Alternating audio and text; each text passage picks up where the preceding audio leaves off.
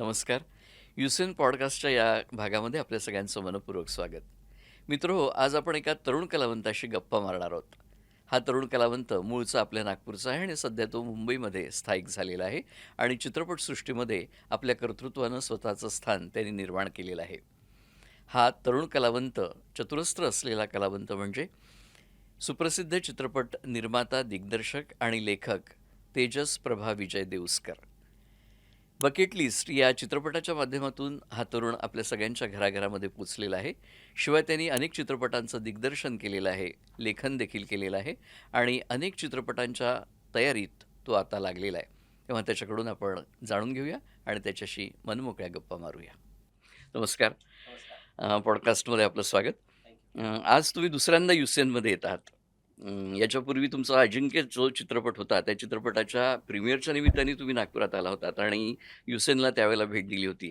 आज दुसऱ्यांदा येत आहेत. कसं वाटतं इथे येऊन? ॲक्च्युली मी विसरलो होतो, की एकदा याच्या आधी येऊन गेलो. इतकी वर्ष मध्ये गेलेली आहेत. त्यामुळे हं, मला वाटतं आणि आपण जसं बोललो ऑफ कॅमेरा, की इतके दिवस नाही लागायला पाहिजे हं, पुन्हा UCNमध्ये यायला. हं, तर ह्यापुढे आपण काहीतरी असा एक हे ठरवूया हं. प्लॅन, की लवकरात लवकर UCNला सतत येत राहायचं आणि नक्कीच. अशा गप्पा करत राहायच्या. त्याच्यामुळे UCNचा एक खूप खास गोष्ट अशी आहे, की नागपूरमध्ये असताना UCN जेव्हा आलं तेव्हा ते अप्रूप होतं, की एक चॅनल कसं चालतं. हं, कारण त्यावेळेला एवढं एक्सपोजर नव्हतं आणि हे सगळं डिजिटायझेशन सुरू होतं. त्यामुळे UCNकडे बघून नेहमी असं वाटायचं, की अरे हे काहीतरी वेगळं आहे, हं. इंटरेस्टिंग आहे. पण आता क्षेत्र माझा सिनेमा झालं आणि ब्रॉडकास्टिंग नाही झालं, त्याच्यामुळे इथे आलो नाही. पण UCN हे नेहमीच मनात राहतं. सिनेमात येण्यापूर्वी तुमचं काय एकंदरीत एम काय होतं? ध्येय काय होतं? म्हणजे ॲक्सिडेंटली तुम्ही सिनेमाकडे वळलात की काय? काही अगदीच ठरवलं होतं ॲक्सिडेंटली का? नाही, नाही ठरवलं नव्हतंच खरं तर. हं, मी शिक्षण म्हणून मी आर्किटेक्चर केलं आहे हं, आणि 2005 मध्ये मी पास आऊट झालो हं, नागपूरमधूनच. आणि त्याच्या सुमारासच म्हणजे 2-3 वर्ष आधी मी मीडियाशी कनेक्ट झालो. पहिले म्युझिकच्या थ्रू आणि त्याच्यानंतर मग एडिटिंग आणि अशा सगळ्या गोष्टी लोकल लेवलवर ते होत होतं. आणि त्याच्यात मला इंटरेस्ट वाटला, की हे काहीतरी नवीन आहे आणि हे करताना मजा येते. हं, आणि आर्किटेक्चरमध्ये असताना ओव्हरऑल एक आर्टचा तुम्हाला संबंध येतो, हं, बरोबर. हं, त्याच्याबरोबर एक टेक्नॉलॉजीचा पण संबंध येतो. हं. त्यामुळे या दोन गोष्टीच क्रिएटिव्हिटी आणखी. क्रिएटिव्हिटी असतं, आर्ट हं, असतं आणि ते टेक्नॉलॉजिकली साऊंड असायला लागतं. हं. जे फिल्म किंवा आपण डिजिटल मीडियममध्ये म्हणतो, की त्या गोष्टी दोन्ही तिथे लागतात. लागतात. त्यामुळे ते लॉजिकल एक्सटेन्शन झालं असं म्हणीन. हं, आणि म्हणून मग जेव्हा मला एक संधी दिसली तिकडे, तर शॉर्ट फिल्म्स करत करत किंवा म्युझिकमध्ये काही काही करत करत ते थोडंसं तिकडे वळलं गेलं. आणि मग ते खरं तर ॲक्सिडेंटलच होतं. हं, हं, कारण मनात नेहमी मला असं वाटत होतं, की आपण काहीतरी स्पोर्ट्समध्ये करायचं. हं, हं, पण ते एक नक्की झालं, की स्पोर्ट्सच्या वेळेला लिमिटेशन्स आहेत आपल्या किंवा आपलं कुठपर्यंत जाऊ शकतो हे मला थोडंसं अंदाज आला. हं, हं, आणि लकीली मी त्याच्यामागे अजून जास्त नाही लागलो, कारण तिथे सुद्धा कॉम्पिटिशन भरपूर आहे. हं. तर त्यात वेळ कदाचित गेला असता आणि नंतर लक्षात आलं असतं तर थोडा उशीर झाला असता. त्यामुळे मला वाटतं, की हे जे होतं ते चांगलं परफेक्ट होतं असं माझं तरी मत आहे. तुमच्या कुटुंबात देखील नाटक आहे, संगीत आहे, सांस्कृतिक वातावरण आहे. तर ती पार्श्वभूमी जी लाभली तुम्हाला त्याचा नक्कीच आता फायदा होत असेल. तर तुम्हाला काय वाटतं, की एखाद्या कलावंत हा जन्मतःच असावा लागतो, की तो घडवला जाऊ शकतो? बापरे! हे खूप मोठं स्टेटमेंट होईल. हं, पण माझ्या बाबतीत मी सांगू शकतो, हं, की ठरवून तर नव्हतं, पण हे सगळं घरामध्ये चालू होतं. आई-वडील दोघंही नाटक क्षेत्रात आहेत हं, आणि घरात सतत त्या नाटकाच्या चर्चा किंवा साहित्याच्या चर्चा हे म्हणजे व्हायचंच लहानपणापासून. त्यामुळे ते कानावर पडत राहिलं आणि डेफिनेटली त्याचाच परिणाम असा असतो, की तुम्हाला त्या गोष्टींबद्दल एक आवड, आपुलकी तयार होते. मग क्युरिओसिटी होते. मग तुम्ही ते शोधायला लागता. हं, हं. ती प्रोसेस आहे. ते काय असं एक दिवस झालं असं होत असं नाही. होत नाही. पण वर्षानुवर्ष जेव्हा होतं तेव्हा त्याचा डेफिनेटली परिणाम तुमच्यावर होतो आणि तो तुम्हाला कळतोच असं नाही. हं, तो जेव्हा त्याची गरज येते तेव्हा ते तुम्हाला दिसायला लागतं. त्यामुळे घरातल्या वातावरणाचा परिणाम आहेच आणि हं, तोच महत्त्वाचा परिणाम आहे. कारण शास्त्रशुद्ध शिक्षण काही मी याच्यात घेतलं नाहीये. हं, हं, जे काही शिकलोय ते ऑन जॉब शिकलो आहे. त्याच्यामुळे ते शिकताना तुम्हाला वेळ जास्त लागतो. हं, पण तुम्हाला प्रिन्सिपल्स परफेक्ट करत जावं लागतं पुढे. कारण ते तुम्ही चुका करत, करत शिकत असता. हं, हं, तर त्यामुळे त्याच्यात जे तुम्ही बघता, ऐकता, जे तुम्ही आत्तापर्यंत वाचलं असतं, त्याचा तुम्हाला उपयोग करून घ्यावा लागतो. त्यामुळे त्याचा परिणाम होतो. म्हणजे संस्कार कुठेतरी काम करतात हे. कारण 100% मी हे याच्यासाठी जोर देतो याच्यावर, की हल्ली नवीन पिढी या सगळ्याकडे हे काही नसतं, आम्ही करू ते होऊ शकतं वगैरे असं सगळं असतं.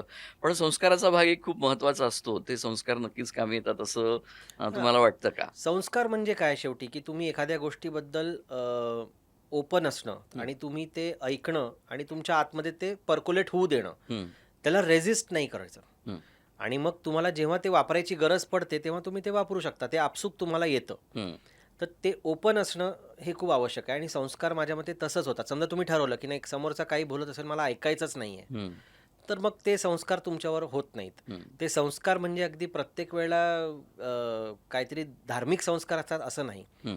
जे ज्या लोकांबरोबर जे तुम्ही आपण वावरता, शिकतो ते ते संस्कार तुम्हाला ऐकायला मिळतं आत्मसात. आणि ते तुम्ही तुमच्या मनामध्ये ठेवता आणि हं, मग हं, ते तसं तर तुमचं घडण आतून होत जाते. हं, हं, तर ते बिना शिकता तर काहीच करता येत नाही. तुम्ही हं, शाळेत शिका किंवा स्वतः शिका, हं, पण शिकावं तर लागेलच. हं, हं, त्यामुळे कोण असं म्हणतं मला माहीत नाही. हं, हं. पण तरी त्यांचं काम कितपत होतं हाही एक प्रश्न आहे. प्रश्न आहे. म्हणूनच हा मुद्दाम आणि तुमच्या तोंडून ऐकलं की ते जास्त पटेल लोकांना. हा एक महत्त्वाचा भाग आहे. हां. जसं तुम्ही आता चित्रपट क्षेत्राकडे ॲक्सिडेंटली वळालात किंवा तुम्हाला तुमच्या जीन्समध्ये असेल किंवा कौटुंबिक वारसा देखील तुम्हाला तो लाभला. हं. मग ह्या क्षेत्राकडे वळताना तुम्हाला कुटुंबाचा काही आधार मिळाला का? म्हणजे सपोर्ट मिळाला का? कारण बरेचदा असं होतं की खूप अनिश्चिततेचं क्षेत्र आहे. हं. ती एक चंदेरी दुनिया आहे, तिचा झगमगाट आहे. तिथे यश मिळेलच असं काही नाही आहे. खूप हं. अनिश्चिततेचं एक क्षेत्र आहे. हं. शिवाय तीव्र स्पर्धा आहे. हं. आणि नागपूरसारख्या बॅकग्राऊंडवरून जाणारा एक माणूस तिथे जाऊन स्टँड होणं, हे देखील खूप एक अप्रूप आहे. म्हणजे एक मोठी गोष्ट आहे ती. नाही तर हे कुटुंबाचा सपोर्ट लागतोच. हां. त्याच्याशिवाय तर तुम्ही उभंच राहू शकत नाही. हं. मुळात तर जो तुमच्या बाबतीत काय झालं? तुम्ही नाही, एकुलते एक आणि करियर 100% सपोर्ट आहे ना. हं, त्याच्याशिवाय मी इथपर्यंत पोहोचूच शकत नाही. हं, हं, आर्किटेक्चर करताना तुमचं एज्युकेशन एका फील्डमध्ये आहे हं. आणि ते नंतर बोलताना चांगलं वाटतं, की त्याच्यातून मला शिकायला मिळालं. पण त्या क्षणाला असं वाटतं, जे तुम्ही हां. शिकलात त्याच्यात तू का नाही नोकरी करत? हं, किंवा असं साहजिक आहे म्हणजे. हं, पण ते जेव्हा काहीतरी लक्षात आलं, की मला हे जास्त आवडतंय, हं, तेव्हा 1 वर्ष आधी मी घरी सांगितलं होतं, की हं, मला हे करायचंय. हं, मी ग्रॅज्युएशन कंप्लीट करून हे करणार. हं, तर त्याच्यात त्यांनी कधी मला असं नाही म्हटलं, की "अरे, आता मग 5 वर्ष तू ग्रॅज्युएशनमध्ये आर्किटेक्चर शिकलाय हं, आणि आता हे काय करतोय?" हं, तर ते कधीच त्यांनी म्हटलं नाही. त्यांचा सपोर्ट तेव्हाही होता, आजही आहे. हं, आणि मला असं वाटतं कुठलाही माणूस पुढे जात असेल कुठल्याही क्षेत्रात, तर त्याला घरचा सपोर्ट तर कंपल्सरी आहे. हं, ज्याला तो मिळतो तो नशीबवान. हं, ज्याला तो नाही मिळत, हं, त्याला आणखीन हार्डशिप्स आहेत. हं, त्याच्यातूनही लोकं पुढे जातात आणि करतात. तर हं, त्यांना खरोखर त्यांना म्हणजे त्यांच्यासाठी आपण एक वेगळाच सन्मान त्यांना द्यायला पाहिजे. हं, हं. पण त्या बाबतीत म्हणजे मी नशीबवान आहे, की मला तो पूर्ण सपोर्ट मिळाला. नुसता वडिलांकडून नाही तर माझ्या इतर पण जे आपले नातेवाईक असतात, हं, त्याच्यामध्ये माझे मामा त्यांचा सपोर्ट मला आहे. माझे बहीण आहे. म्हणजे सगळेच लोकं. हं, हं. पूर्ण कोणीच कुटुंबच असं तुमच्या म्हटलं नाही पाठीशी. कोणीच असं म्हटलं नाही, की तू हे का करतोय आणि हे करू नको. हं, आणि दुसरी एक महत्त्वाची गोष्ट, की आत्तापर्यंतच्या काळी असं होतं किंवा त्यावेळेला 20 वर्षापूर्वी, की हं, सिनेमा कशाला, ते काही हं, एवढं चांगलं नाही हं, आहे. तोपर्यंत मी म्हणेन, की कमी झालं होतं. हं. आधीच्या काळात तर ते आणखीन जास्त होतं, जास्त होतं. की वाया गेला म्हणजे सिनेमात हं, गेला हं, हं, किंवा सिनेमात गेला म्हणजे वाया गेला. हं, ते एकूण एकच आहे. हं, तर ते समीकरण पण आता बदलतंय आणि आता तर असं झालंय, की कारण ग्लॅमर आहे आणि एकतर कम्युनिकेशन पण फास्ट झालंय. हं, त्यामुळे सोशल मीडियामुळे लोकं काय करतायत त्याच्याबद्दल जास्त लोकांना कळतं. आता पॉडकास्टसारखी गोष्ट आहे, हं, ही त्या मानाने नवीन आहे हं. आणि इन्फॉर्मल असल्यामुळे लोकांना ती जास्त आवडते. आवडते. तर त्यामुळे मला असं वाटतं, की लोकांना त्या क्षेत्राबद्दल पण कळायला लागलंय हं, आणि प्रत्येकजण त्याच्यात जो काम करतो तो वाईटच असतो, हं, असं काही नाहीये. हं, हं.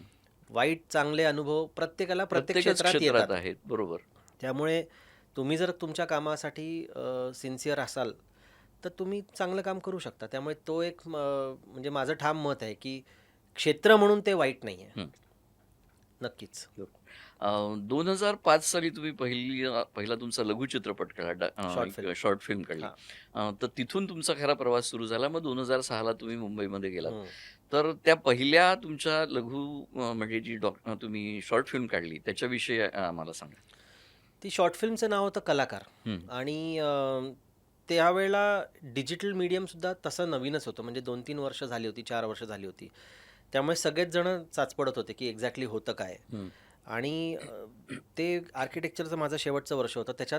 त्या वर्षामध्येच मला लक्षात आलं की जर इथून पुढे जायचं असेल तर काय डिपार्टमेंट आहे ज्याच्यात मला काम करायला आवडेल. हं, हं. तर तोपर्यंत म्युझिक मी करून बघितलं होतं थोडंसं. नंतर लिखाण करून बघितलं होतं. आणि जे काही आम्ही लोकल लेवलला करायचो त्याचे व्हिडिओज म्हणजे डिरेक्शन तो पार्टसुद्धा मी करून बघितला होता. हं, हं. कॅमेरा हँडल केला होता, एडिटिंग हँडल केलं होतं. तर या सगळ्यामध्ये मला असं वाटलं की लिखाण आणि डिरेक्शन ह्या 2 गोष्टी मला कदाचित जास्त आवडत आहेत. हं, हं. तर ते कसं दाखवीन मी लोकांना? हं, हं, हं. तर त्यावेळेला असं व्हायचं. आणि आता मी म्हणेन की थोडं पुष्कळ बदललं आहे कारण की सोशल मीडिया आलेला आहे, तेव्हा नव्हता. हं, त्यामुळे जर तुम्हाला फिल्म करायची आहे मोठी, हं. कमर्शियल फिल्म, तर तुम्ही कशी कराल? तुम्हाला काहीतरी काम दाखवावं लागेल. तर ते डोक्यात ठेवून असं ठरवलं की एक शॉर्ट फिल्म करूया. त्यावेळेला शॉर्ट फिल्म हा एकच मार्ग होता. कमी पैशात शॉर्ट फिल्म होऊ शकते आणि त्या कमी पैशामुळे त्या टेक्निकली समजा काही वीक असतील तर त्याला कानाडोळा केला जातो, हं. पण त्याच्याकडे क्रिएटिव्हली बघितलं जातं, असं एक त्यावेळचं हं, हं. मत होतं किंवा तसंच होतं त्यावेळेला. हं. तर ते डोक्यात ठेवून आम्ही करायचा प्रयत्न केला. पण मग त्यामध्ये तुमचं काय कौशल्य दाखवू शकता, हं. ते तुम्ही तुमच्या ॲबिलिटीप्रमाणे बेस्ट दाखवा. हं. तर त्यामुळे आम्ही ती कलाकार करायचं ठरवलं. तर त्यामध्ये 2-3 एक्सपेरिमेंट्स आम्ही केले. ती पूर्ण फिल्म जी होती ती ब्लॅक अँड व्हाईट होती. हं. म्हणजे त्या काळात ब्लॅक अँड व्हाईट जाऊन तर जमाना झाला होता. हं. पण तरी आम्ही ती शूटच ब्लॅक अँड व्हाईट केली. हं. त्याच्यानंतर त्याच्यामध्ये एक ट्रीटमेंट आम्ही अशी चार्ली चॅप्लिन्स्क वापरली होती की थोडं फास्ट सगळं वाटणारं. हं, हं. आणि गोष्ट मात्र भारतीय होती.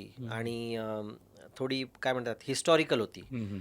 तर ते ऑड कॉम्बिनेशन होतं की वेस्टर्न पण होतं त्याच्यात आणि इंडियन पण होतं. तर असं एक्सपेरिमेंट्स त्याच्यामध्ये आम्ही केले. तर ते आम्ही केलं आणि त्या शॉर्ट फिल्मला पुष्कळ ठिकाणी चांगले मान्यता मिळाली, अवॉर्ड्स मिळाले. त्या फिल्ममुळे मला खूप लोकांनी म्हणजे ते मला ओळखायला लागले आणि माझ्यासाठी दरवाजे ओपन झाले. हं, हं. तर मुंबईला जाताना त्या फिल्मचा मला खूप आधार म्हणजे खूपच आधार झाला. एक शॉर्ट फिल्म करायची असेल तर काय काय गोष्टींची आवश्यकता असते? म्हणजे एक तुमचा अनुभव त्या क्षेत्रातला खूप दांडगा आहे. कोणाला जर त्या शॉर्ट फिल्म्सच्या क्षेत्रामध्ये काम करायचं असेल तर आमच्या तरुण लोकांना तुम्ही काय सांगाल? म्हणजे काय काय गरजेचं असतं? सगळ्यात पहिले तर गोष्ट एक अशी गोष्ट हवी की जी तुम्हाला लोकांना सांगताना लोकांना इंटरेस्ट तयार झाला पाहिजे. हं, हं. कारण शॉर्ट फिल्मकडे बघताना लोक म्हणतात की ही कमर्शियल नाही आहे. हं. म्हणजे ह्याच्यामध्ये ते कमर्शियल पॅरामीटर्स नाही आहे, ठोकताळे नाही आहेत की बाबा याच्यात एक गाणं पाहिजे, फाईट सिक्वेन्स पाहिजे, असं नाही आहे. तुम्हाला जी गोष्ट योग्य वाटते ते तुम्ही सांगा. मग ती गोष्ट इंटरेस्टिंग असली पाहिजे.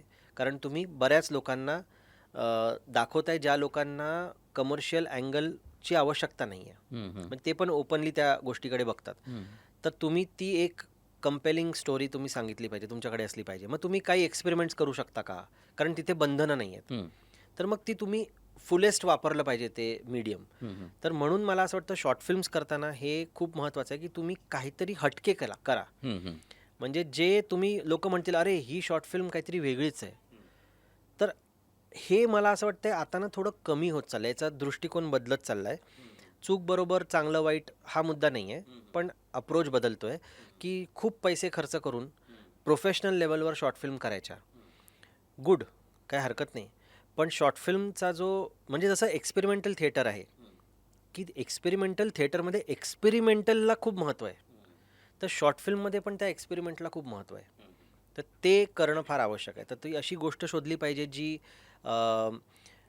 वेगळी आहे किंवा त्याच्यामध्ये काहीतरी असं आहे की जे कॉमन नाही आहे. आणि एक्सपेरिमेंट्स तुम्ही केले पाहिजे. ॲज अ मेकर तुमच्यामधले जे काही थॉट्स आहेत ते त्याच्यात दिसले पाहिजे. हा प्रश्न याच्यासाठी होता, की आता शॉर्ट फिल्मचं देखील क्षेत्र खूप मोठं झालं आहे. त्याच्यासाठी इंटरनॅशनल फेस्टिव्हल्स देखील आयोजित केले जातात आणि त्याची दखल घेतली जाते. म्हणून मुद्दाम एक गाईडलाईन मुलांना मिळावी याच्यासाठी म्हणून हा प्रश्न विचारला. पण हे शॉर्ट फिल्म्सचं फेस्टिवल्स खूप आधीपासून होते. हं, हं.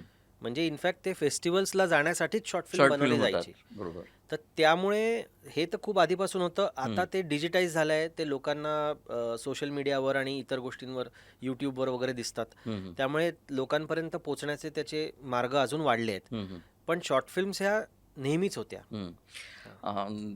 आता असा एक प्रश्न आहे, की तुम्ही लेखन केलेलं आहे, पटकथा लेखन केलेलं आहे, दिग्दर्शन केलेलं आहे आणि निर्मिती देखील केलेली आहे. पण या तिन्हीपेक्षा तुम्ही दिग्दर्शकामध्ये या एका पर्सनॅलिटीमध्ये तुम्ही जास्त रमलात. तर तुम्हाला दिग्दर्शक तुमच्यातला कधी भेटला आणि तुम्हाला काय वाटलं, की आपण या 2 क्षेत्रांपेक्षा दिग्दर्शनाकडे वळावं, ॲक्टिंगकडे वळू नये? ॲक्टिंगकडे वळू नये असं जास्त प्रकर्षाने वाटलं, कारण की मला वाटलं हे कदाचित मी तेवढं चांगलं नाही करू शकणार हं, हं. आणि तो रस नव्हता मला कधी. आता ते का नव्हता मला त्याचं उत्तर एक्झॅक्टली माहिती नाही आहे. हं, हं. पण मी दिग्दर्शनात रमलो असं नाही आहे. रायटर, डिरेक्टर, स्क्रीन प्ले हे सगळं ना एकाच मोठ्या ताटाचा भाग आहे. हं, हं. कारण ते एकमेकांना कॉम्प्लिमेंटरी आहे. हं, हं. तर तुम्ही स्क्रीन प्ले लिहिता तेव्हा तुम्ही तो स्क्रीनसाठी लिहिता, म्हणजे हं. पर्टिक्युलरली एका फिल्म या मीडियमसाठी लिहिता. तर त्याचं काही टेक्निकल पॅरामीटर्स आहेत. त्या टेक्निकल पॅरामीटर्सना हे म्हणजे ते टेक्निकल डॉक्युमेंट तयार होतं. त्याच्यातला स्टोरी हा जो पार्ट आहे तो पूर्णपणे वेगळा आहे. हं, हं. ती स्टोरी तुम्ही अनेक गोष्टींना वापरू शकता. त्याचं तुम्ही मॅगझिन बनवू शकता, ती तोंडी सांगू शकता वगैरे वगैरे. पण स्क्रीन प्ले तुम्ही दुसरीकडे कुठेच नाही वापरू शकत.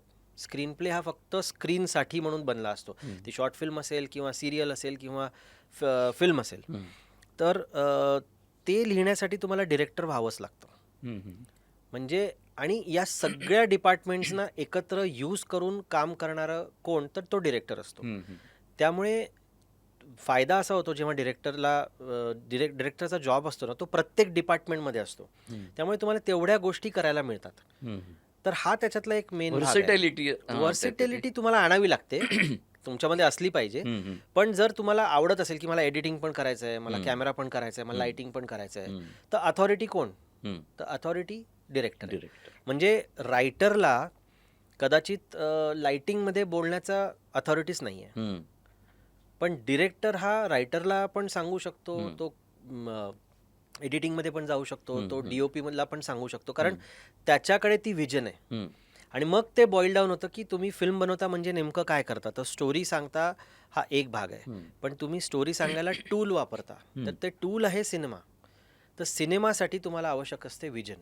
तर ती तुम्ही विजन म्हणजे एक गोष्ट मी कशी सांगणार, त्याच्यातले कलर्स कसे वापरणार, मी टेक्निक काय वापरणार, म्युझिक कसं वापरणार. तर प्रत्येक डिपार्टमेंट त्याच्यामध्ये असतं. बरोबर. म्हणून तुम्हाला त्या प्रोजेक्टला विजन तुमची देता येते आणि ते मला वाटतं की खूप इम्पॉर्टंट आहे. आणि लकी आहे मी, असं मला वाटतं की मला डिरेक्ट करायला मिळाली फिल्म. कारण असे लोक असतात की जे वर्षानुवर्ष असिस्टंट डिरेक्टर म्हणून काम करतात, पण त्यांना फिल्म नाही करता येत. त्याची कारणं वेगवेगळी असू शकतात, पण डिरेक्टर होणं actually it's a tough job. हां, आणि एक मोठं काम आहे ते, एक मोठी अचीव्हमेंट देखील आहे असं मी म्हणेन. हां, म्हणजे अचीव्हमेंटपेक्षा ती रिस्पॉन्सिबिलिटी जास्त मोठी आहे. राईट. प्रश्नच नाही. कारण खूप व्यापक आहे ते आणि सोपं नाही ते. अजिबात नाही. आणि ते तुम्ही करून दाखवलं आहे यशस्वीरित्या, हे खूप महत्त्वाचं आहे. दिग्दर्शकाच्या मनामध्ये एखादा चित्रपट जर करायचा असेल, तर नेमकं त्याच्या मनामध्ये काय चाललेलं असतं? काय प्रोसेस असते त्याची? ती प्रोसेस ना प्रत्येक फिल्मप्रमाणे थोडी वेगळी असते. म्हणजे जी गोष्ट तुमच्याकडे आहे त्या गोष्टीला तुम्ही काय ट्रीटमेंट देणार आहे, तर ती ट्रीटमेंट गोष्टीनुसार बदलते. तर त्या गोष्टीकडे बघताना मग तुम्हाला वाटतं की ही गोष्ट मी कुठल्या फॉर्ममध्ये सांगायची, ह्याचं रिप्रेझेंटेशन कसं करायचं, तुमचे थॉट्स आहेत त्याचं मॅनिफेस्टेशन कसं करायचं, कॅरेक्टर्स कसे उभे करायचे. सो बेसिकली ते एक नवीन वर्ल्ड तुम्हाला क्रिएट करावं लागतं. आणि आय थिंक मग आदल्या प्रश्नामध्ये ते एक राहिलं माझं सांगायचं की डिरेक्टर म्हणून प्रत्येक वेळेला एक नवीन वर्ल्ड क्रिएट करायला मिळतं, जे तुम्हाला अदरवाईज नाही मिळत. म्हणजे लेखन पण करतो कोणी, समजा लिहत असेल, गोष्ट लिहितो, आपण कादंबरी वाचतो, पण प्रत्येकजण त्याच्या त्याच्या पद्धतीने ते इमॅजिन करतो. तर इथे डिरेक्टर इमॅजिन करतो आणि लोकांना तेच दाखवतो जे तो इमॅजिन करतो. तर ते वर्ल्ड क्रिएट करणं मनामध्ये आणि ते प्रातिनिधिक असणं, ते लोकांना पटणं, रुचणं, ते रुचणं हा एक आता हा एक हां, भाग आहे. पण हो. मला असं वाटतं ह्या सगळ्यांच्या बॉटम पार्ट असा आहे की लोकांना काय आवडतं हा खूप जास्त विचार केला तर काही बनवू नाही शकत. बरं. कारण हजारो करोडो लोक आहेत. कन्व्हिक्शन लागतं तुम्हाला की मला ही गोष्ट अशीच दिसते. मग ती फेल झाली तर तो तुमचं फेल्युअर, चांगली झाली तर ठीक आहे, म्हणजे सगळ्यांचंच त्याच्यात पार्ट आहे. पण कोणाला तरी एकाला म्हणावं लागतं ना की मला हे असंच करायचं. जर प्रत्येक म्हणाला की हो असंही करू तसंही करू, तर ते होणारच नाही कधी. त्यामुळे ती जबाबदारी डिरेक्टर घेतो आणि डिरेक्टर ठरवतो की मला हे असं दाखवायचं आहे. त्यामुळे त्याच्याकडे मग त्याची जी विजन आहे ती ट्रान्सलेट व्हायला पाहिजे ऑन स्क्रीन. मग ती ऑन स्क्रीन कोण कोण ट्रान्सलेट करतं, तर तुमचे प्रत्येक डिपार्टमेंट ट्रान्सलेट करतात. सो त्या डिपार्टमेंट्सना तुमची विजन क्लिअरली सांगणं आणि त्या डिपार्टमेंट्सना ॲक्च्युली डिरेक्शन देणं, हेच डिरेक्टरचं काम आहे. बरोबर.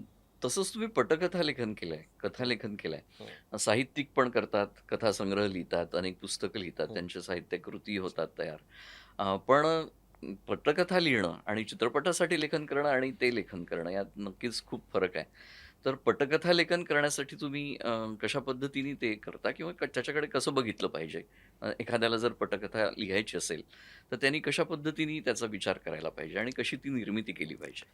तर त्यात असं असतं की मी म्हटलं तसं ते टेक्निकल डॉक्युमेंट आहे.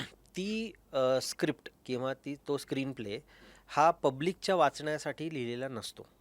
त्यामुळे जर तुम्ही नॉन फिल्मी लोकांना ते वाचायला दिलं तर त्यांना ते कदाचित कळणार पण नाही, किंवा ते फार रुक्ष वाटतं. कारण त्याच्यामधला एक महत्त्वाचा भाग असा असतो की ते स्क्रीन प्ले तयार झाल्यानंतर त्याच्यात बिटवीन द लाईन्स बऱ्याच गोष्टी असतात, किंवा एक माणूस चालत जातोय, ही एक वाक्यातली गोष्ट समजा हं, असेल, हं, तर दिग्दर्शक त्याच्यात 10 शॉट टाकू शकतो हं, आणि तो दाखवू शकतो की तो चालत जातोय, तर तो घाबरलाय का, हं, की तो आनंदी आहे, हं, का त्याचा कोणी पाठलाग करतंय. हं, आता हे सगळं जे आहे ना, हे त्या स्क्रीन प्लेमध्ये लिहिलं नसतं. हं, त्या स्क्रीन प्लेमध्ये अगदी वरवर लिहिलेलं असतं, हं, जे तुम्हाला ॲक्च्युली स्क्रीनवर दिसणार आहे. हं, त्याचं इंटरप्रिटेशन डिरेक्टर करतो. हं, हे आणि कादंबरीमध्ये कसं असतं की तो जातोय, मग वरती काळे ढग आलेले आहेत, हं. मग एक वारा पूर्णच सुटलेला आहे. शब्दचित्र तर उभं केलेलं असतं. तुम्हाला काही विचार करायला लागत नाही, हं, ते तुम्हाला ऑलरेडी सगळं प्लॅटरवर देतात. बरोबर. कारण तो फॉर्म तसा आहे, हं, जे तुम्ही वाचताय हं, त्याचं पुढे अजून काय होणार नाही आहे. हं, पण स्क्रीन प्ले हं, हा फक्त टीमसाठी असतो, हं, की ही फिल्म कशी बनणार आहे हं. ते त्यांना कळावं, डिरेक्टरचं विजन त्यांना कळावं. गाईडलाईन्स असतात असं गाईडलाईन म्हणता आहे, येईल. तर हे टेक्निकल डॉक्युमेंट आहे. हं, हं, पण त्याच्या खाली एक गोष्ट आहे, आणि ती गोष्ट डेफिनेटली काय म्हणूया आपण, लिटरेचरचा भाग आहे.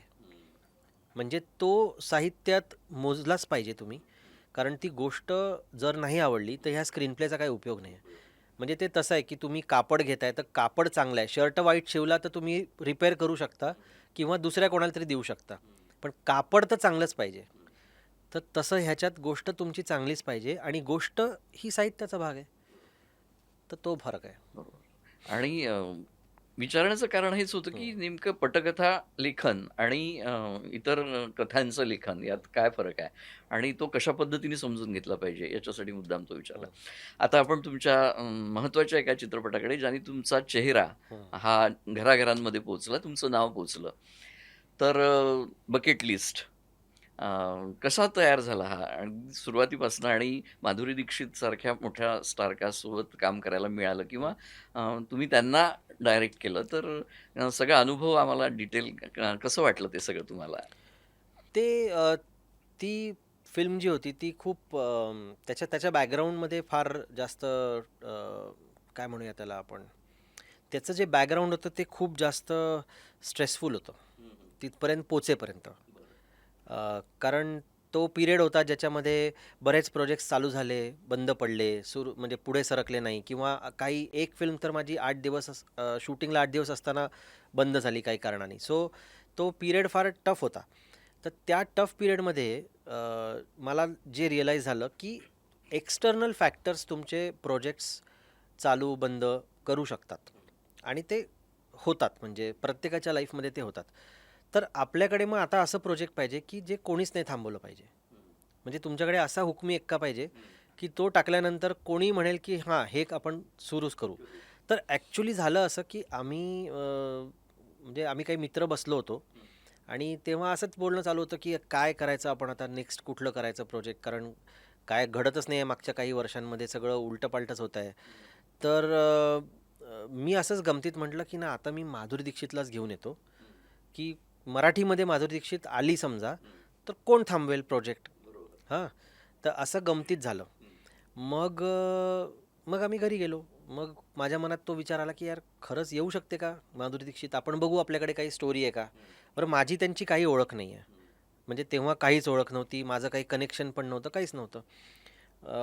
लकीली झालं असं की माझ्याकडे एक गोष्ट निघाली, मला असं वाटलं ही त्यांच्यासाठी परफेक्ट असेल. तुम्ही त्या काळात बरंच कथालेखनही केलं. तर ते म्हणजे कसं ते माझं अजूनही चालूच आहे. हं, म्हणजे हं. काय हो किंवा न हो, मी सुट्टीवर असीन किंवा प्रोजेक्ट करत असेन, मी लिहत असतोच. म्हणजे मूळ लेखकाचा पिंड तुमचा आहे. आहेच, कारण तो एक पार्ट आहे हं, डिरेक्शन आणि रायटिंग हं, हं. फिल्मसाठी. हो. हे हे एकमेकांना असं कॉम्प्लिमेंटिंग आहे. असलं तरी पण प्रत्येकच दिग्दर्शक लेखक नसतो.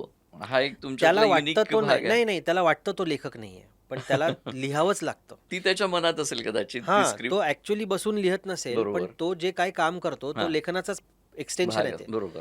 आणि फिल्मचं लेखन हं, म्हणजे. हं, कदाचित कादंबरी नाही लिहिता येणार. हं, तर मला सुद्धा कादंबरी लिहायला सांगितली तर मी नाही लिहू शकत. हं. नाही तरी पण कथाबीज कथा सुचणं हा बीज जो एक भाग हां, असतो पण ना, ते तो दिग्दर्शकाला आवश्यक आहे. हां, हां. सो तेव्हा असं झालं, की हं. माझ्याकडे एक ती गोष्ट होती, जी मला वाटलं, की ही यांना कदाचित आवडू शकेल. मग मी त्याच्यावर थोडं काम केलं आणि मी म्हटलं आता यांना पोचायचं यांच्याकडे म्हणजे वेळ लागेल. कुठलाही माणूस तुम्हाला काय आज बोलवलं आणि उद्या तुम्ही त्यांना भेटला असं होऊ शकत नाही. तर मी समहाऊ एक कनेक्शन काढलं आणि त्यांना ती गोष्ट पाठवली. मी म्हटलं, की "हे बघा त्यांच्यापर्यंत पोहोचतंय का?" तर मला दुसऱ्याच दिवशी फोन आला, की त्यांच्यापर्यंत गोष्ट पोहोचली आणि त्यांना ते आवडली आहे आणि तुम्ही आता उद्या भेटायला या. म्हणजे 1 दिवस सोडून. तर त्यावेळेला आम्ही प्रिपेअर्डच नव्हतो. कारण मला वाटलंच नव्हतं, की 1 दिवसामध्ये आपल्याला असं काही करता येईल. पण ते सगळं ते बरोबर घडून आलं आणि मग आम्ही गेलो, भेटलो. ते जे झालं ते झालं. पण कधी-कधी काय होतं, की तुम्हाला असं वाटतं खूप म्हणजे जी तुम्ही मॅनिफेस्टेशन आता खूप सगळीकडे चर्चा आहे त्या हं, हं, हं, शब्दाची. हं, हं, तर ते मॅनिफेस्टेशन म्हणजे काय, की तुमचे प्रयत्न जिथे लागतात, हं. तर ते कुठेतरी तर ते जातात, योग्य ठिकाणी जातात. त्याला वेळ लागू शकतो, पण जातात. मग आम्ही त्याच्यावरती जेव्हा ठरवलं, की हे करायचं, तर ते इतकं स्मूथ होतं सगळं, की तिथपासून संपेपर्यंत काहीच मध्ये प्रॉब्लेम मग नाही आला. तुमची पहिल्यांदा जेव्हा माधुरी दीक्षित यांची भेट झाली, तर हं. काय तुमची प्रतिक्रिया होती आणि कसं काय वाटलं ते? नाही, मी मुळातच ना मला खूप जास्त मी स्टार स्ट्रक नाही आहे. बरं. म्हणजे असं कोणी भेटलो तर मला आता खूपच काहीतरी मी फॅन आहे, हं, बऱ्याच लोकांचा आहे. हं. पण मी खूप जास्त असा हे होत नाही. म्हणजे हुरळून जात नाही कारण समहाऊ मला नाही वाटत. म्हणजे खरा मी मोठा फॅन आहे सचिन तेंडुलकरांचा. मी त्यांना 4दा भेटलो. पण मी एकदाही त्यांच्याबरोबर फोटो नाही काढला. तर मला नाही वाटलं काढावासा. तर त्यामुळे त्यांना भेटलो मी माधुरी मॅमना तर त्यांना काही असं मला म्हणजे असं खूप वेगळं वाटलं नाही. इनफॅक्ट मी त्याच्यात जास्त फोकस्ड होतो, की मला जे आता नरेशन द्यायचं आहे ते मी कसं देणार, काय देणार? तर मी त्याच्यातच होतो. आणि त्याही खूप प्रोफेशनल आहेत. म्हणजे कामाचं बोला आणि कामाबद्दल आपण बोलूया आणि मलाही बऱ्यापैकी तसंच आवडतं. तर त्यामुळे ते आमचं छान जमलं आणि मी जेव्हा त्यांना सांगितली गोष्ट नरेट केली, ती त्यांना आवडली. ते मला म्हणाले, की "स्क्रिप्ट पाठव." स्क्रिप्ट नव्हती आमच्याकडे. मग स्क्रिप्ट बसून पुढच्या 1.5 महिन्यात आम्ही स्क्रिप्ट लिहिले. त्याचे 5 ड्राफ्ट्स केले. कारण पहिलाच ड्राफ्ट आपण घेऊन जात नाही. त्याच्यात करेक्शन्स असतात वगैरे, वगैरे. आणि त्यावेळेला मला हे नक्की लक्षात आलं होतं, की हा एक चान्स आहे. स्क्रिप्ट जर नाही झाली, तर त्या म्हणतील की नाही करत. मग पुन्हा मी परत आणतो, 2 महिने द्या, ते होत नाही. एकदा बस सुटली की सुटली. तर त्यामुळे मग ते खूप कॅल्क्युलेटेड सगळं काम आम्ही केलं, की आपल्याला हे अमुक करायचं आहे, त्याच्यात मग टेक्निक्स पाहिजे वगैरे, वगैरे. तर तिथपासून जो पुढचा पूर्ण प्रवास होता बकेट लिस्टचा, तो एकदम स्मूथ होता. त्याच्यात काहीही अडचण आली नाही. शूटिंगमध्ये आम्हाला थोड्या प्रॉब्लेम्स आले, पाऊस आला वगैरे, वगैरे. पण त्याच्यातनं पण आम्ही पावसाचा वापर करून घेतला. त्यामुळे त्या प्रोजेक्टमध्ये ना करताना पण मजा आली आणि ॲक्च्युली एक्सपिरियन्स खूप चांगला मिळाला, की क्रायसिस हँडल कसे करायचे. एक मोठी स्टार तुमच्याबरोबर असते. हो. म्हणजे त्याचं एक दडपण होतं का तुमच्या अजिबातच नाही, मनावर? अजिबातच नाही. बरं. दडपण ठेवलं तर काम नाही होऊ शकत. हं, हं. त्यामुळे आता कसं आहे, मी माधुरीबरोबर काम केलं. त्याच्यानंतर त्याच फिल्ममध्ये सुमित राघवन पण होता. नंतर वंदना गुप्ते होत्या. हो. हे सगळे दिग्गज कलाकार दिग्गज आहेत. कलाकार. ठीक आहे. हं. शुभा खोटे होत्या. हो. म्हणजे इतके सगळे सीनियर लोकं त्याच्यामध्ये आहेत. हो, हो. तर तुमचं तयारी समजा असेल, तर त्यांनाही काही कोणाला असं वाटत नाही, की मी काहीतरी मध्ये करावं, त्रास द्यावा, असं कोणाला वाटत नाही. तुम्ही तुमची तयारी पूर्ण दाखवा. तुमचं अंडरस्टँडिंग जे आहे ते तुम्ही क्लिअर ठेवा. पुढेही मी काम केलं म्हणजे इतर लोकांबरोबर जसं दीपक डोबरियालबरोबर काम केलं किंवा रकुल प्रीत सिंग. त्याच्यामध्ये आता राकेश बेदी सगळीकडे गाजले आहेत. तर राकेश सर पण होते किंवा राजेश तेलंग सुपर्ब ॲक्टर आहे. तर ह्या सगळे लोकांबरोबर कोणाही बरोबर मला असं कधीही वाटलं नाही, की कोणीतरी माझ्यावरती हावी होतंय. म्हणजे अगदी लेटेस्ट मी लास्ट 2 फिल्म्स केल्या त्यात इम्रान होता, हां, हाशमी, हाशमी. आणि मराठी फिल्म केली त्याच्यात रेणुका शहाणे, महेश मांजरेकर, हो. सुबोध भावे. आता आम्ही असं गमतीत म्हणायचो की हे तिघं सेटवर जेव्हा होते, ज्या ज्या वेळेला त्यांचे सीन्स होते, हं. तर मी नेहमी म्हणायचो की 4 डिरेक्टर्स आहेत सेटवर. अच्छा. कारण ते तिघं हं. आणि मी. मी. हां. तर पण मग गमतीत आम्ही हेही म्हणायचो की पण अनफॉर्च्युनेटली तुम्हाला माझंच ऐकावं लागेल. हां. कारण या फिल्मचा डिरेक्टर मी आहे. बरोबर. तर एक तुम्हाला ते करता करताना थोडंसं तुमची सवय पण होते, आणि थोडा प्रेशर सिच्युएशन असेल तर हँडल कसं करायचं तेही तुम्हाला कळतं. असं नाही आहे की तुम्हाला समोरनं काही तुम्हाला कधी होत नाही किंवा तुम्हाला कुठला दडपण येत नाही. कामाचं दडपण असतं ते. माणसाचं दडपण नाही घेत मी. एखादी गोष्ट त्यांनी विचारली समोरच्या ॲक्टरनी, तर मला सांगता आली पाहिजे की मला काय वाटतंय. त्याच्यासाठी आपल्याच त्यामुळे मला कल्पना माहिती क्लिअर पाहिजे. पाहिजे तर आधीच. ते क्लॅरिटी असेल तर हां. काही प्रॉब्लेम नाही आहे. बरोबर. आणि ते तुमच्यात आहे म्हणजे सगळ्या गोष्टी अशा स्पष्ट आहेत, क्लिअर आहेत आणि म्हणूनच त्या तुम्ही सांगू शकता इतरांना आणि इतक्या मोठ्या स्टारकास्टचं दडपण न येणं, हीच तुमच्या आत्मविश्वासाची खरी पावती आहे आणि तुम्ही इतक्या खुलेपणाने ते सगळं करता आहात, ही खरोखरच निश्चितच नाही, मी कौतुकाची ॲक्चुअली बाब आहे. नाही, मी एक गोष्ट लक्षात ठेवतो की ते कितीही मोठे स्टार असले तरी हं. शेवटी घरी जातात, ते जेवतात आपल्यासारखेच आणि आपल्यासारखेच झोपतात. नाही ते तरी पण माणसंच त्यांना आहेत. एक नाही, रिस्पेक्ट देणं हा भाग वेगळा. हां. तो त्यांना पूर्ण द्यायला पाहिजे, कारण त्यांचं एवढ्या वर्षांचं काम आहे. पण तेही काम करायला आलेत प्रोफेशनली आणि मीही काम करायला आलो, तर दडपण कशाला घ्यायचं? हं, हं. हा दृष्टिकोन देणं हा देखील एक महत्त्वाचा भाग आहे याच्यामध्ये. तसंच आता दुसरं असं माझ्या मनात आहे, की संगीताचं देखील तुम्हाला बऱ्यापैकी नॉलेज आहे. तर काही आवड. तुम्ही आवड आहे. नॉलेज नाही आहे, आवड आहे. आवड आहे. हां. मग तुम्ही काही वेगळं असं शिक्षण वगैरे घेतलं का? किंवा ते नाही, कसं शिक्षण काय आलं नाही ते? घेतलं आणि तो कधी-कधी मला वाईट वाटतं, की ते नाही घेतलं. माझ्या आजीकडे ते ॲक्चुअली होतं. म्हणजे ती संगीतकार होती, गाणी करायची, ती कीर्तन करायची, पेटी वाजवायची वगैरे, वगैरे. म्हणजे तिच्याकडे कला खूप होत्या. पण आणि ते लहानपणी सांगितलंही होतं, की "तू जा, शिक" वगैरे. पण त्यावेळेला थोडी आपल्याला कळतं आणि त्यावेळेला माहितीही नसतं, की पुढे जाऊन काय होणार आहे. तर ते मी कधीच शिक्षण घेतलं नाही. कधी-कधी वाटतं, की घेतलं असतं तर कदाचित तेही करता आलं असतं. पण लकीली झालं असं, की मला खूप मित्र मिळाले, जे म्युझिक डिरेक्टर्स आहेत, सिंगर्स आहेत, गिटारिस्ट आहेत. तर ह्यांच्याबरोबर मी पुष्कळ वेळ घालवलाही आहे आणि आत्ताही घालवतो. तर माझे काही जवळचे मित्र आहेत ते सगळे म्युझिशियन्स आहेत. त्यामुळे त्यांच्याबरोबर मला पुष्कळ छान म्युझिकशी कनेक्टेड मी राहिलो. ॲक्चुअली या मीडियाशी माझं इंट्रोडक्शनच म्युझिक थ्रू झालं. पण त्याच्यातला प्रोडक्शन पार्टमध्ये. कारण तिथेही मला लक्षात आलं, की तिथेही संगीत किंवा म्युझिक करण्याची, क्रिएट करण्याची जी अबिलिटी आहे, ती माझ्याकडे नाही आहे. म्हणजे ती लागते तुम्हाला ॲबिलिटी, की तुम्ही कंपोज करता वगैरे. पण त्याच्यातला रायटिंगचा पार्ट मी करतो. म्हणजे लिरिसिस्ट मी आहे. गीतलेखन मी पण करता? लिहितो. म्हणजे अरे आता वाह! मी फिल्म्समध्ये बकेट लिस्टमध्ये पण मी एक गाणं लिहिलं आहे. जे ॲक्चुअली असं आम्ही ऑफिशियली म्हटलं नाही आहे, पण बकेट लिस्टचं जे टायटल सॉन्ग आहे, ते मी लिहिलं आहे. छत्रीवालीचं टायटल सॉन्ग मी लिहिलं आहे. त्याच्यानंतर देवमाणूसमध्ये लावणी आहे, ज्याच्यामध्ये सई पहिल्यांदा नाचली. म्हणजे तिच्या लाईफमधली पहिली लावणी आहे. तर ती लावणी पण मी लिहिली आहे. तर ते म्युझिकशी कनेक्ट असण्यासाठी मी ते करतो. आणि लकीली मला जे काही सिच्युएशन्स अशा आल्या, की त्याच्यामध्ये मला ते लिहायला एखादा चान्स मिळाला, तर मी तेवढं लिहितो. हं. तुमच्या एकंदरीतच व्यक्तिमत्त्वाचा म्हणजे चित्रपटाच्या दृष्टीतून बोलतोय मी. असा एक भाग लक्षात येतोय, की तुम्ही एक चिंतनशील असं तुमचं व्यक्तिमत्व आहे आणि करायचं म्हणून करायचं किंवा लोकांसाठी करमणुकीसाठी काहीतरी करायचं आणि करून टाकायचं अशातला तुमचा भाग नाही आहे. तर ह्या चिंतनशील दिग्दर्शकाच्या मनामध्ये आपल्याकडे चित्रपटांचे 2 प्रकार पडतात. एक कलात्मक आणि एक कमर्शियल. तर कधी तुमच्या मनात असं येतं का? कारण तुमचा जो स्थायी भाव आहे, तुम्ही ज्या दृष्टिकोनातून कलेकडे किंवा सिनेमाकडे बघता, तर कलात्मक एखादा चित्रपट करावा असं काही तुमच्या मनात आहे का? म्हणजे तुमचं असं म्हणणं आहे, की माझे सिनेमे कलात्मक नाही? नाही, असं मग म्हणणं नाही.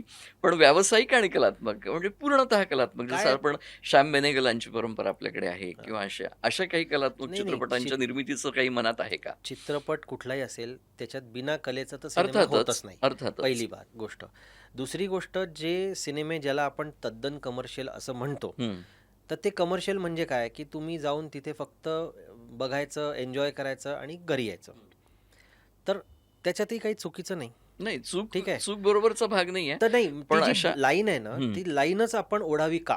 हं. माझं स्वतःलाच म्हणणं ते आहे. बरोबर. आता बकेट लिस्ट हा कमर्शियल आहे का कलात्मक आहे? हं, तर मला नाही सांगता येत आहे. हं, आणि मी ते डिफाईन करू पण नाही शकत स्वतःसाठी. हं, हं.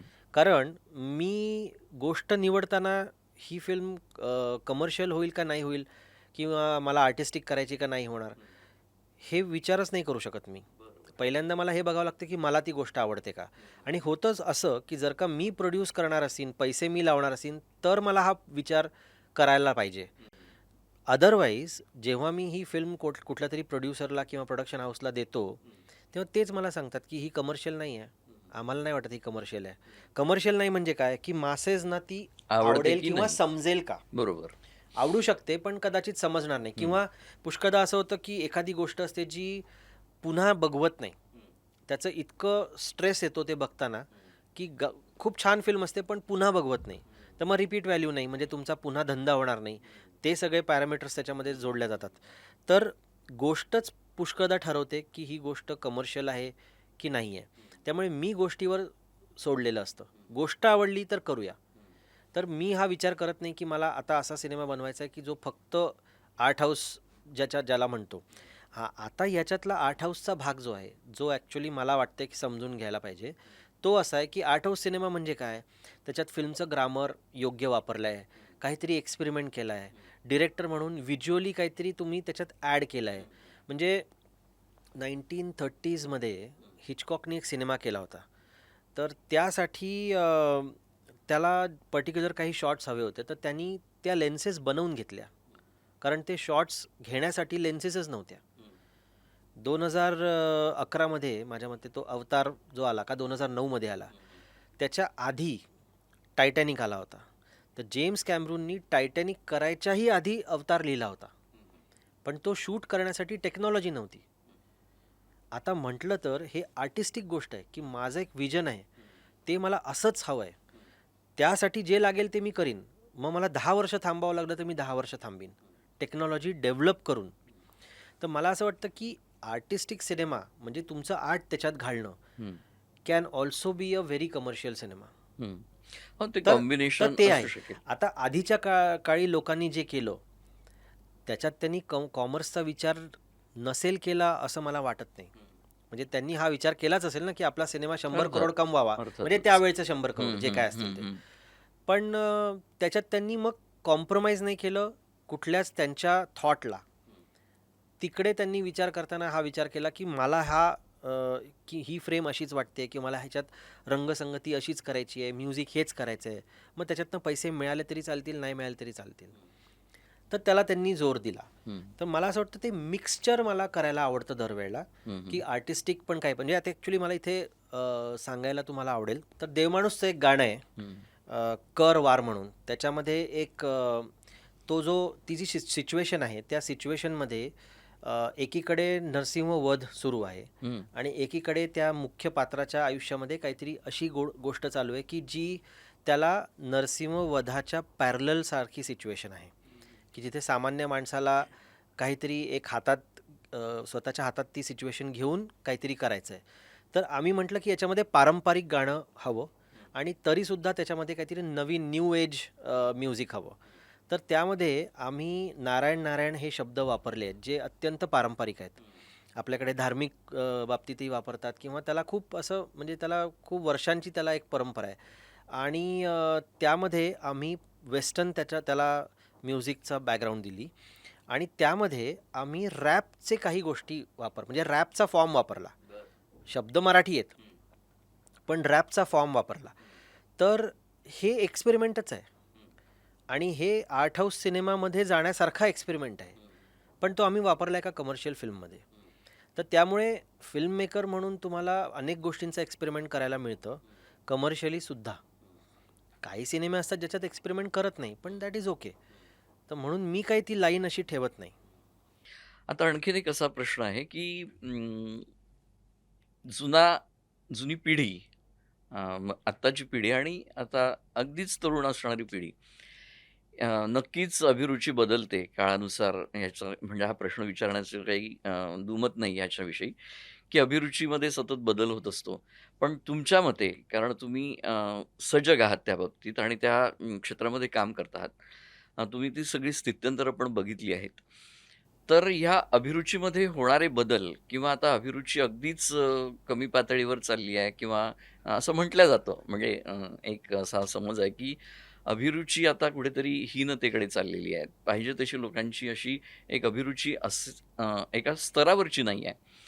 तर या अभिरुचीत खरोखरच बदल झालेला आहे असं वाटतं का? आणि तो योग्य आहे की अयोग्य आहे असं तुम्हाला काय वाटतं?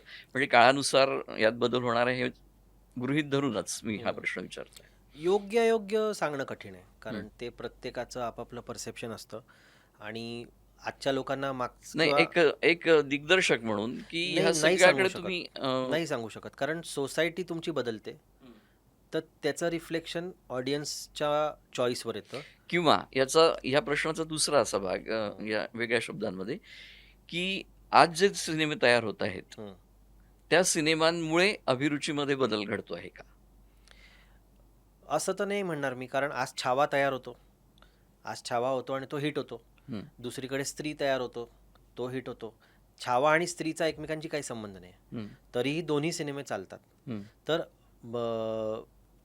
खराबच होते आहे, हं, हे म्हणणं बरोबर नाही आहे. हं, आणि खूप चांगलीच आहे, हं, असं नसतंच कधी. हं, पण आता हेही झालेलं आहे, की जेव्हा तुम्ही सोसायटी तुमची बदलते, हं. तुमचे पॅरामीटर्स बदलतात, तुमचं अंडरस्टँडिंग आणि तुमच्या सोशिओ इकॉनॉमिक, पॉलिटिकल या सगळ्या स्टेट्समधून तुम्ही जात असता बरोबर. मेंटली. तर त्याचा परिणाम तर होणार ना. हं, आणि आता न्यू एज टेक्नॉलॉजीनी तुम्ही कॉन्टेंटकडे वेगळं बघता. हं, तर तुम्हाला बिंजेबल कॉन्टेंट पाहिजे, हं, की एकदा लावलं की मला शेवटपर्यंत बघायचं आहे, मला तेवढं एंगेजिंग पाहिजे. हं, तर हे सगळे इंटरट्वाइंड आहेत. असं नाही आहे की फक्त तुम्ही त्याच्याकडे एक सेपरेटली बघू शकता, हं, की फक्त लोकांचं अंडरस्टँडिंगच खराब झालं आहे, हं, असं नाही बघू शकत. हं, ते म्हणजे काय म्हणतात त्याला, को रेलेव्हंट आहे. हं, एकमेकांना कॉम्प्लिमेंटिंग पण आहे आणि एकमेकांना त्रास देणारं पण आहे. हं, तर आपण असे सिनेमे बनवतो कारण त्यांना आवडतात हं, आणि मग त्यांना आवडतात म्हणून आपण असे बनवतो. हं, असं पण एक आर्ग्युमेंट आहे ना. हं, तर ते आर्ग्युमेंट तर मला असं वाटतं ह्यामुळे आहे की तुम्हाला सोर्स ऑफ एंटरटेनमेंट्स वाढलेले आहेत. हं, म्हणजे तुम्ही सिनेमाच बघता असं नाही आहे ना. हं. आज वेब सिरीज पण आहे, यूट्यूबवरचे पॉडकास्ट पण आहेत, रील्स पण आहेत, सगळंच काही आहे. तर सेम सिनेमा तुम्ही रील फॉर्मॅटमध्ये नाही दाखवू शकत. हं. तर त्यामुळे त्या त्या वेळेला तो कॉन्टेंट बघण्याची जी त्यांची इच्छा असते ती वेगळी असते. तर रीलच्या आता हे सगळीकडे खूप लोकांनी म्हटलं आहे, पण जे की खरं आहे, की रीलच्या काळामध्ये 4 तास सलग बसवून तुम्हाला धुरंधर आवडला ना, हं, लोकांनी बघितला ना हं, इतका, तर म्हणजे 4 तास बसण्याची कपॅसिटी नाही आहे असं नाही आहे. हं, आहे. हं, तुम्ही दाखवताय का त्यांना? हं, बसण्यायोग्य दाखवताय का? त्यांच्या अपेक्षा वाढल्या आहेत. हं. तुम्ही त्या अपेक्षांना खरं उतरा, मग बसतील लोकं. तसंच आणखीन, की आजचा सिनेमा खूपच रिअलिस्टिक झाला असं वाटतं का? पूर्वी काही जुन्या सिनेमांमध्ये आपण नेहमी बघायचो, की सांकेतिक असायचं, की म्हणजे एखादा प्रियकर प्रेयसीचं प्रेम असेल, तर 2 फुलं एकत्र दाखवायचे. एखाद्या माणसाचा मृत्यू होणार असेल, तर तो दिवा विझून जायचा वगैरे. हं, असं सांकेतिक त्याच्यामध्ये वापरल्या जायच्या गोष्टी. हं. पण आजचा सिनेमा खूप रिअलिस्टिक झाला आहे आणि अगदी थेट सगळेच दृश्य, मग ते चांगले, वाईट काय, काहीतरी मर्यादा असावी असं जे एक आपण म्हणतो, ते कितपत योग्य आहे असं तुम्हाला वाटतं? कशाची मर्यादा असावी? अ, दृश्यकरणाची म्हणजे एकंदरीत जे दृश्यीकरण आपण म्हणू त्याला. नाही, याच्यामध्ये मला असं वाटतं, की आधी साहित्य जेव्हा होतं, 2 मिनिटासाठी सिनेमा हे व्हिज्युअल मीडियम आहे ते सोडून द्या. हं, पुस्तकं होती, हं, त्या पुस्तकांमध्येही सगळ्या टाईपची पुस्तकं मिळायची. हं, ती वाचायची की नाही हे कोणी ठरवायचं? तो विकत घेणारा किंवा वाचनालयात जाणारा ना. हं, ते बंधन तुम्ही स्वतःला लावून घ्यायचं असतं. हं, तर सिनेमा बनवताना कोणावर तरी बंधन लावायचं, की तुम्ही हे बनवू नका. हं. हे बंधन सोसायटी नाही सोसायटी कसं, सोसायटी त्याला रिस्पॉन्स न देऊन ते बंधन लावू शकतो. ॲक्सेप्टेड किंवा हां. नाही एवढंच. सोसायटीने एक्सेप्ट केलंय. तुम्ही मी नसेल केलं, हं, पण भरपूर मोठा समाज आहे की त्यांनी ते एक्सेप्ट केलेलं आहे.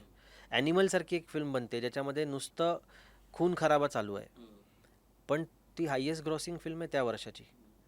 मग धुरंधर याचा आहे. परिणाम मानसिकतेवर उलटा होतो नाही का आहे. विचार होतोय. मी काय म्हणतोय, त्या सिनेमानी थोडी घेतलाय काही म्हणजे सिनेमानी असा काही मक्ता घेतलाय की मी सोसायटी बदलीन. हम्म. तुम्हाला काही प्रॉब्लेम आला तर कुठला सायकोलॉजिस्ट प्रिस्क्राईब करतो की एक काम कर हं, हा सिनेमा बघून घे, तुझं बरोबर बरोबर होईल, असं नाही होत. सिनेमा हा एंटरटेनमेंटसाठी आहे ना, हम्म. तो तितकाच ठेवायचा, हम्म. तो घरी नाही घेऊन यायचा, हम्म. असं या मताचा मी आहे. बरोबर. पण सामान्य रसिक किंवा सिनेमा बघणारा समाजातला जो वर्ग आहे, तो हा विचार करून बघत नाही. त्याच्या मानसिकतेवर त्याचा परिणाम होतोच. होतोच पण ना. एक दिग्दर्शक आहे ना त्यांनी किंवा दिग्दर्शक या एका ज्याला आपण म्हणू काय एका समूहानी त्या दिग्दर्शक म्हणून भूमिका वठवणाऱ्या कलावंतांनी अशी निर्मिती करताना ती समाजाच्या मानसिकतेच्या उन्नयनाच्या दृष्टीने करणं कितपत बरोबर आहे असं तुम्हाला वाटतं? किंवा त्यांनी तशी का करू नये? का नाही करू, करत नक्की करावी, पण हं, तो प्रत्येकाचा प्रश्न आहे ना. असं काही डिरेक्टर्सचं एक युनियन थोडी आहे हं, की सगळे मिळून ठरवतात की आता आम्ही असेच विषय घेऊ, असं काही नाही आहे. हं, त्याच्यामध्ये त्या कलाकाराचं ते फ्रीडम आहे. हं, आता चित्रकार चित्र काढतो, हं, त्याला फ्रीडम आहे. तुम्ही बघून ते कसं रिॲक्ट करायचं त्याचं फ्रीडम तुम्हाला आहे. हं, तर ते तुम्ही रिॲक्ट करा. तुम्हाला नाही आवडला तो सिनेमा नका बघू, टाकून द्या. आता तुम्ही समजा काही लिमिटच्या बाहेरच्या गोष्टी काही तुम्ही करत असाल हं, की जेणेकरून एक मास लेवलवर त्याचा परिणाम होतोय, हं, तर त्याच्यावर रेग्युलेटरी बॉडी आहे ना, हं, सेन्सर बोर्ड त्याच्यावर आहे हं, किंवा गव्हर्नमेंटचे काही पॅरामीटर्स आहेत ते आहेत त्याच्यावर. हं, तर सिनेमा तुमचा जाणार नाही लोकांपर्यंत. हं, सेन्सर काय सांगतं? सेन्सर सांगतं की समाजाला घातक ज्या गोष्टी आहेत त्या सिनेमात नको. हं, पण अदरवाईज काही गोष्टी ज्या आधी नव्हत्या आणि आज दाखवत आहेत, हं. पण त्याच्यावर ते सर्टिफिकेट देतात तुम्हाला की अमुक वर्षाच्या वरचेच लोक याला समजू हो. शकतात, त्यामुळे तुम्ही त्यांनी, तर सगळंच तुम्हाला हात धरून कसं होणार ना. तो लोकांना पण विवेक पाहिजे की हे बघायचं की नाही बघायचं. हं, तर दिग्दर्शक म्हणून ना तो खूप प्रश्न प्रत्येकाचा वेगळा आहे. हं, मी काय करतो हे मी सांगू शकतो, हं, पण त्यांनी काय करावं हे सांगण्याची ना मला अथॉरिटी आहे ना तो माझा ऐकणार आहे. हं. तर समाज हा हे सगळ्या हे करतो. मानसिकतेचा आणि हा, मानसिकतेचा विचारांचा प्रश्न भाग आहे. आहे. आणि कुठलं सोसायटी आहे, म्हणजे कुठल्या काळातली सोसायटी आहे की सगळेच फक्त चांगलेच आहेत, एकही माणूस वाईट नाही आहे. नाही तर असं ते रामराज्य होत तर नाही. आज येणं शक्य नाही आहे. बरोबर. त्यामुळे ते सगळे घटक असतात हं. आणि त्या सगळ्या घटकांना त्यांचा त्यांचा सिनेमा हवा असतो. हं. पण असं एक जनरल परसेप्शन की इतकं प्रभावी माध्यम आहे चित्रपट की ज्याचा अगदी थेट आपल्या मानसिकतेशी आपल्या व्यक्तिमत्वावर देखील परिणाम होत असतो. हं. म्हणून हा प्रश्न होता की हे चांगलं व्हायला पाहिजे आणि चांगलं दिसायला पाहिजे. पुन्हा तो भाग येईल तुमच्या तो बोलण्यातच आयडिलिस्टिक चांगलं भाग आणि झाला. वाईट हा, असा. ते आयडिलिस्टिक हे बरोबर आहे. हे जे विचार आहेत ना हे हं. आयडिलिस्टिक आहेत. बरोबर. मग तसं म्हटलं तर तुमच्याकडे जो न्यूजपेपर येतो त्याच्यामध्ये एकही अशी बातमी यायला नको ज्याने तुमचं मन विचलित होईल. हो. असं होत नाही. शेवटी है ना? सिनेमा हा समाजाच्या रिफ्लेक्शन घटनांचा आहे. हा प्रतिबिंबच असतं असं आपण त्यामुळे ते म्हणतो. तुम्हाला करायलाच जे लागतं. घडतं ते पण हे एक चक्र आहेच तसं. नाही आहे चक्र, हे आपण त्याला बनवलंय चक्र. अच्छा. मला तरी असं वाटतं हे सिम्पल आहे. तुम्हाला एखादी गोष्ट योग्य वाटत नसेल तर तुम्ही नका करू. तेवढं आपल्यामध्ये आहे का अंडरस्टँडिंग, ते आपण डेव्हलप करायचं. मी डिरेक्टर म्हणून माझी जबाबदारी काय आहे ते मी नक्की करतो, पण मी माझ्या पियरला सांगू शकतो का? एका लिमिटपर्यंत सांगू शकतो, त्याच्या पुढे काय करू मी? त्याला रेग्युलेटरी बॉडी तर नाही आहे त्याचा. तो शेवटी अभिव्यक्ती स्वातंत्र्याचा भाग येतो आणि आपापल्या पद्धतीने ते करतात असं तुम्हाला म्हणायचं आहे.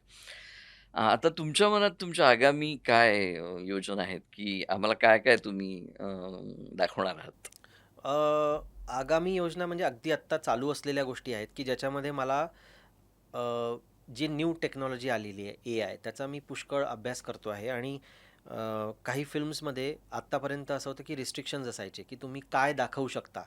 एक तर तुम्हाला ते सगळं मटेरियल नाही मिळायचं, टेक्नॉलॉजी नव्हती की हे मी दाखवू नाही शकत, कारण ती टेक्नॉलॉजी नाही हा एक भाग आणि त्याला लागणारे पैसेही नाहीत. तर आज त्या न्यू टेक्नॉलॉजीमुळे त्या बऱ्याचशा गोष्टी सोप्या झाल्या आहेत. तर तुम्ही विचार अजून मोठा करू शकता, तुम्ही अजून वाईडर विचार करू शकता, विषय वेगळे मांडू शकता. तर त्यावर मी आत्ता काम करतोय. आणि प्रत्येक वेळेला मी समजा म्हणजे मला जे काही मी 5-6 फिल्म्स केले आहेत त्याचा समजा तुम्ही बघितलं विषय, तर साधारणतः सगळे विषय एकमेकांपासून वेगळेच असतात. माझा प्रयत्नच तो असतो की मला सेम नाही रिपीट करायचा आहे.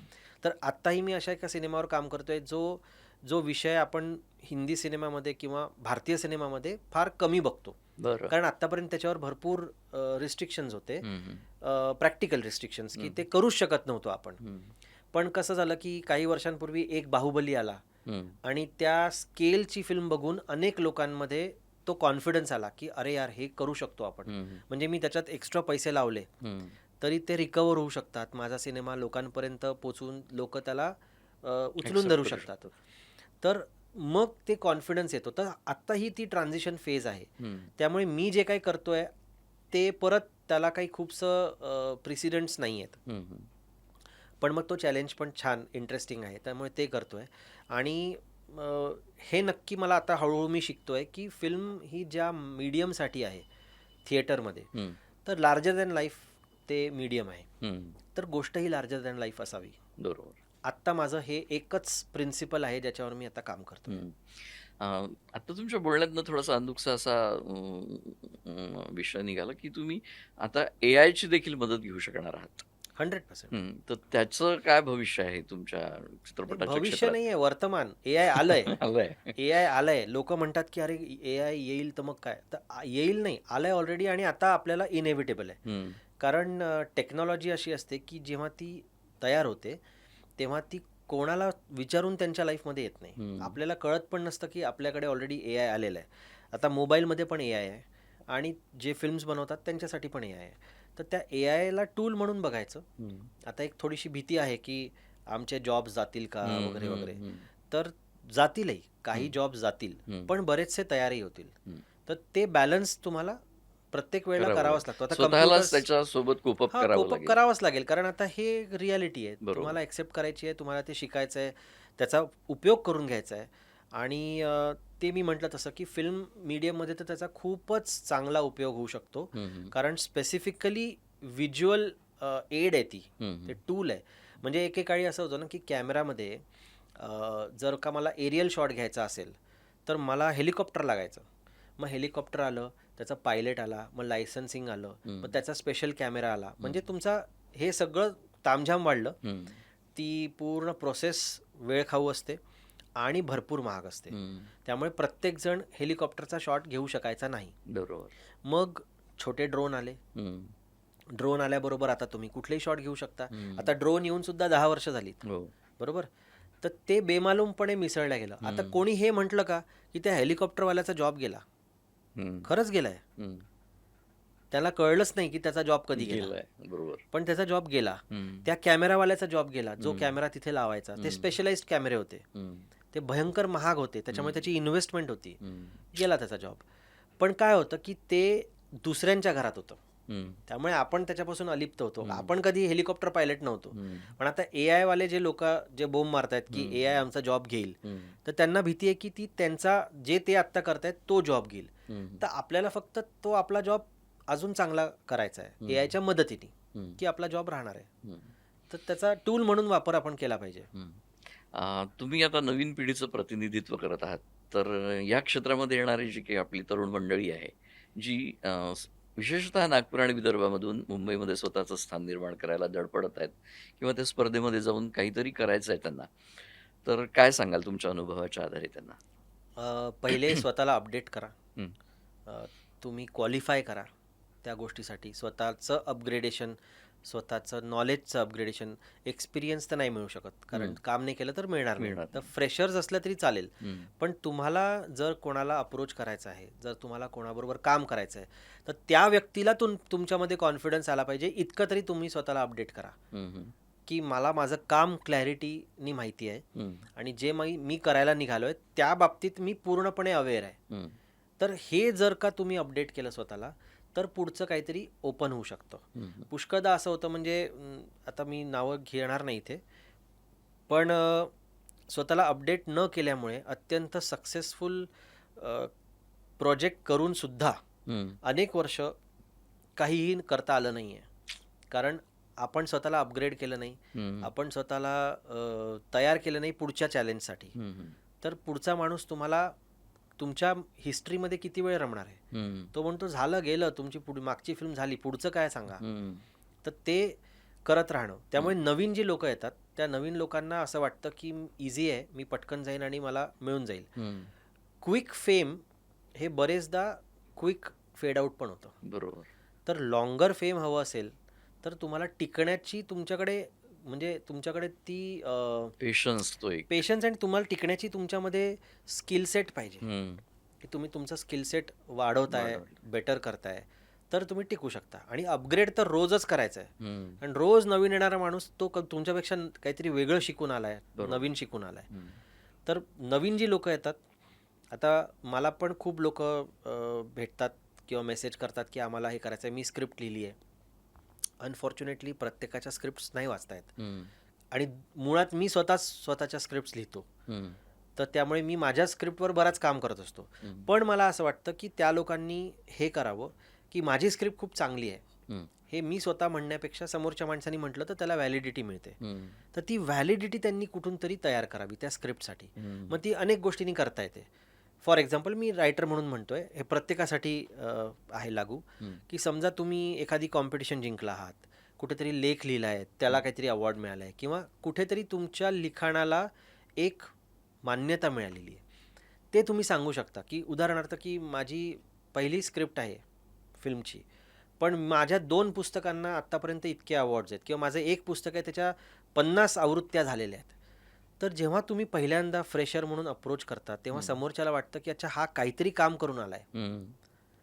इतकं तरी स्वतःला अपग्रेड करत राहणं आवश्यक आहे. हं. आणि हे प्रत्येकासाठी आहे, म्हणजे ॲक्टर प्रत्येकच असेल, क्षेत्रात. डिरेक्टर असेल, ते काहीतरी काम तुमचं सबस्टॅन्शियल करा, हं. जेणेकरून लोकांना कॉन्फिडन्स येईल की ह्यांनी काहीतरी केलं आणि ह्याला काहीतरी येत आहे. येत. तुमच्याकडून ऐकण्यासारखं बरंच आहे, पण आपल्याकडे आता वेळेची मर्यादा आहे. तुम्ही खूप मनमोकळ्या गप्पा केल्या आणि मुख्य म्हणजे बोलण्यातनं कंटेंट मिळाला. नक्कीच ही आपल्या गप्पा दर्शकांसाठी समृद्ध करणारा तो अनुभव असेल. दर्शको, आज आपण चित्रपट दिग्दर्शक, निर्माते आणि लेखक, सुप्रसिद्ध ज्यांचं नाव आहे आणि आपले मूळचे नागपूरचे आहेत, आपली त्यांची नाळ आपल्या नागपूरशी जुळली आहे, अशा एका तरुण आणि उमद्या कलाकाराशी आपण खूप गप्पा केल्या. अतिशय अनुभवसंपन्न आणि खूप सृजनसंपन्न असं ते व्यक्तिमत्व होतं. त्यांच्या बोलण्यातून आपण ते सगळं अनुभवलं. नक्कीच याचा फायदा तुम्हाला पण होईल आणि एक कुठेतरी विचार प्रक्रिया तुमच्याही मनामध्ये निर्माण होईल. पुन्हा आपण भेटणार आहोतच एका नवीन व्यक्तीसह आणि एका नवीन विषयासह. तोपर्यंत नमस्कार.